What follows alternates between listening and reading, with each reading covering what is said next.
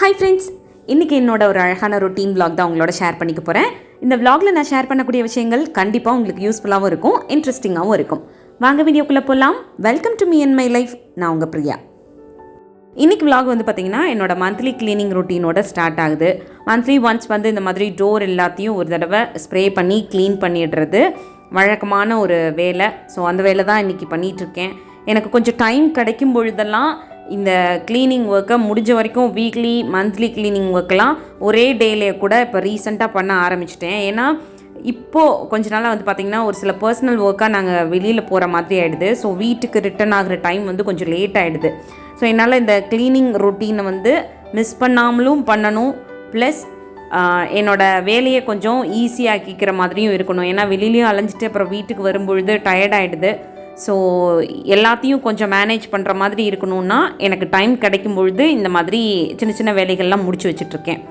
So தீபாவளியும் வருது அப்படின்றதுனால அந்த டைமில் நம்ம ரொம்ப பிஸியாக இருப்போம். ஸோ இந்த மாதிரி வேலைகள்லாம் அந்த டைமில் சேர்த்து வச்சு பண்ணாமல் அப்பப்போ டைம் கிடைக்கும் பொழுதெல்லாம் முடிச்சு வச்சுடுறது கொஞ்சம் ஈஸியாக இருக்குமே அப்படின்னு சொல்லிட்டு இன்றைக்கி அந்த க்ளீனிங் ரொட்டீனோட இந்த vlog ஸ்டார்ட் பண்ணுறேன். அடுத்தடுத்து எந்த மாதிரியான வேலைகள்லாம் இருக்கும் அப்படின்றத எல்லாத்தையுமே இந்த vlogல இன்க்ளூட் பண்ணியிருக்கேன். அது எல்லாத்தையுமே பார்த்துட்டு இன்றைக்கான வீடியோக்குள்ளே போயிடலாம். அதுக்கு முன்னாடி ஒரு சின்ன ரிக்வெஸ்ட், நீங்கள் இந்த வீடியோ பார்த்துட்டு இருக்கும்போதோ இல்லை பார்த்து முடிக்கும் போதோ இதில் இருக்க கண்டென்ட் உங்களுக்கு பிடிச்சிருந்துச்சுன்னா மறக்காமல் வீடியோ கீழே இருக்க லைக் பட்டனை கிளிக் பண்ணிக்கோங்க. அப்படி நீங்கள் கொடுக்க போகிற அந்த குட்டி குட்டி லைக்ஸ் எல்லாமே இன்னும் நல்ல நல்ல கண்டென்ட்லாம் நான் உங்களோட ஷேர் பண்ணிக்கிறதுக்கு எனக்கு கொஞ்சம் மோட்டிவேட்டிங்காக இருக்கும். இன்றைக்கி நம்ம பார்க்க போகிற டாபிக் எதை பற்றினா, நம்ம வாழ்க்கையில் நடக்கக்கூடிய சில கசப்பான உண்மைகள். நம்மளால் ஏற்றுக்கவே முடியாது, இப்படியெல்லாம் கூட வாழ்க்கையில் நடக்குமா, இல்லை இதெல்லாம் எல்லாருக்குமே நடந்துக்கிட்டு இருக்கா, நம்மளால தான் இதை ஏற்றுக்க முடியலையா அப்படின்னு நினப்போம். ஆமாங்க, நம்மளில் நிறைய பேர்னால மனசால் ஏற்றுக்க முடியாத சில கசப்பான உண்மைகள் பற்றி தான் இன்றைக்கி வீடியோவில் நான் உங்களோட ஷேர் பண்ணிக்க போகிறேன். இந்த மாதிரியான சில உண்மையான விஷயங்கள் வாழ்க்கையில் கேட்குறதுக்கு கஷ்டமாக இருந்தாலும் கசப்பாக இருந்துச்சு அப்படின்னாலும் அதை அக்செப்ட் பண்ணிக்கிட்டு நம்மளோட லைஃப்பை வாழ ஆரம்பிச்சிட்டோம் அப்படின்னா வாழ்க்கை ரொம்ப ஈஸியாக இருக்கும், ரொம்ப பீஸ்ஃபுல்லாகவும் இருக்கும்.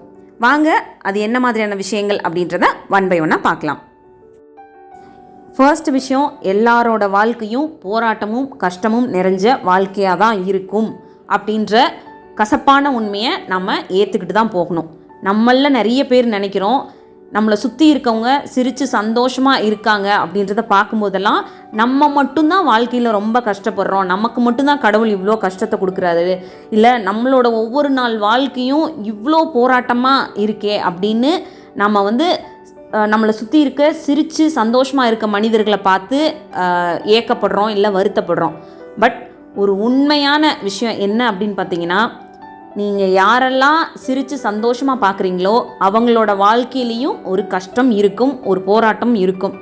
அதெல்லாம் அவங்க மறைச்சிட்டு அவங்களோட வாழ்க்கையில் இருக்க கஷ்டங்களை ஃபேஸ் பண்ணிக்கிட்டு தான் அப்படி சிரித்து சந்தோஷமாக வாழ்க்கையை வாழ்ந்துக்கிட்டு இருக்காங்க அப்படின்றத புரிஞ்சுக்கோங்க.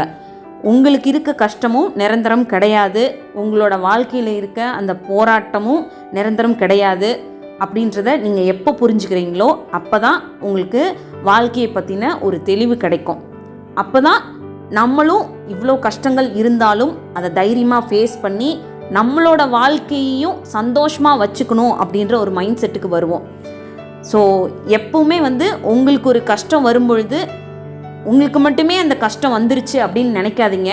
நீங்கள் பார்க்குற எவ்வளோ ஃபேமஸான ஒரு பர்சனாக இருந்தாலும், எவ்வளோ ஒரு பண வசதி இருக்கக்கூடிய பர்சனாக இருந்தாலும், ஹெல்த் வைஸ் ரொம்ப ஸ்ட்ராங்கான பர்சனாக இருந்தாலும் அவங்களுடைய வாழ்க்கையிலையும் ஏதோ ஒரு வகையில் போராட்டமும் கஷ்டமும் இருக்குது அப்படின்ற ஒரு கசப்பான உண்மையை நீங்கள் புரிஞ்சுக்கோங்க.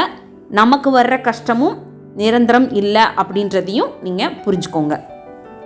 ரெண்டாவது விஷயம், நம்ம வாழ்க்கையில் எல்லா விஷயங்களையும் பார்த்து பார்த்து கரெக்டாக பர்ஃபெக்டாக பண்ணினாலும் ஏதோ ஒரு விஷயம் ஃபெயிலாக தான் செய்யும். இது வந்து கசப்பான உண்மை தான், இதை நம்ம கண்டிப்பாக ஏற்றுக்கிட்டு தான் ஆகணும். நான் எல்லாத்தையும் வாழ்க்கையில் பார்த்து கரெக்டாக தானே பண்ணிக்கிட்டு இருக்கேன், அப்புறம் ஏன் வந்து இந்த விஷயம் ஃபெயில் ஆகுது அப்படின்னு கேட்டிங்கன்னா அதுதான் இயற்கை. ஏதோ ஒரு விஷயம் ஏதோ ஒரு இடத்துல லேக் ஆக தான் செய்யும், ஃபெயிலாக தான் செய்யும்.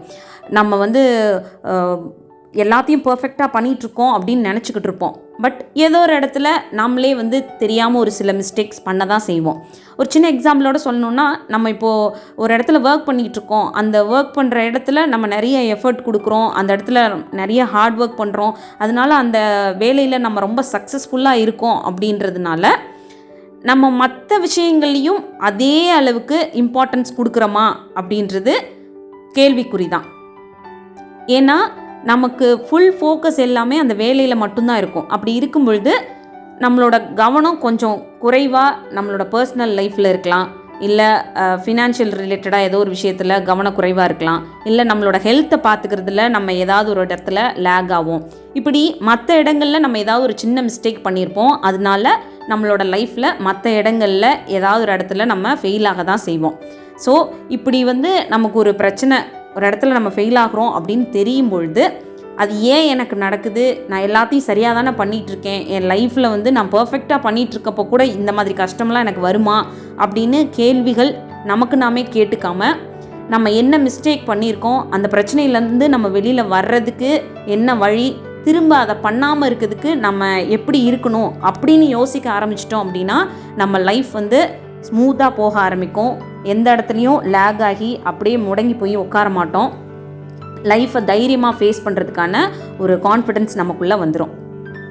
3வது விஷயம், நம்மளை சுற்றி இருக்கக்கூடிய எல்லாருக்கும் எல்லா நேரமும் நாம் பிடிச்சவங்களாக இருக்க முடியாது. இது ஒரு கசப்பான உண்மை தான். இதை நம்ம கண்டிப்பாக ஏற்றுக்கிட்டு தான் போகணும். நம்மளை சுற்றி இருக்கக்கூடிய ஒரு 10 பேரில் 5 பேருக்கு நம்மளை பிடிக்கும், 5 பேருக்கு நம்மளை பிடிக்காது.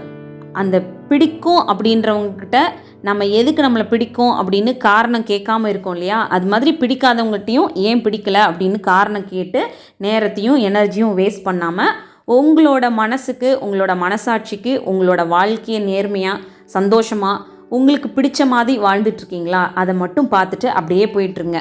பிடிக்காதவங்கக்கிட்ட நீங்கள் கஷ்டப்பட்டு அவங்களுக்கு நீங்கள் பிடிச்ச மாதிரி இருக்கணும்னு ட்ரை பண்ணுறதோ, இல்லை ஏன் அவங்களுக்கு பிடிக்கலைன்ற காரணத்தை தெரிஞ்சுக்கிறதுக்கோ ட்ரை பண்ணிங்க அப்படின்னா மனசால் நீங்கள் ரொம்ப காயப்படுவீங்க. இல்லை ரொம்ப தேவையில்லாத பிரச்சனைகளை உங்களோட தலையில் ஏற்றிக்கிட்டு மைண்டை ரொம்ப டிஸ்டர்ப் பண்ணிக்குவீங்க.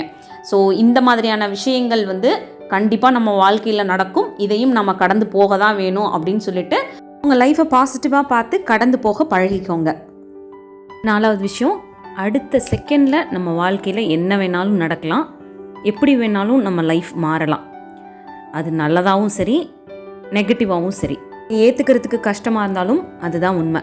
ஸோ அதனால் நம்ம கையில் இருக்க இந்த சின்ன வாழ்க்கையை சந்தோஷமாக, மனசுக்கு நேர்மையாக, நம்மளால் முடிஞ்ச உதவிகளை வாழ்க்கையில் மற்றவங்களுக்கு பண்ணிவிட்டு, உதவி பண்ணுறது பணமாவோ பொருளாவோ இல்லைன்னா கூட 2 வார்த்தை ஆறுதலாக பேசி அவங்கள சந்தோஷப்படுத்துறது மூலமாக நம்ம லைஃப்பை நமக்கு பிடிச்ச மாதிரி திருப்தியாகவும் சந்தோஷமாகவும் வாழ்ந்துட்டு போகலாம். அவ்வளோதான், இந்த vlog இதோட முடியுது. இன்னொரு யூஸ்ஃபுல்லான vlogஓட உங்களை மீட் பண்ணுறேன். இந்த vlog பிடிச்சிருந்தா மறக்காமல் லைக் பண்ணுங்கள். இன்னும் சேனலை சப்ஸ்கிரைப் பண்ணலன்னா ப்ளீஸ் சப்ஸ்கிரைப் பண்ணிக்கோங்க. தேங்க்யூ.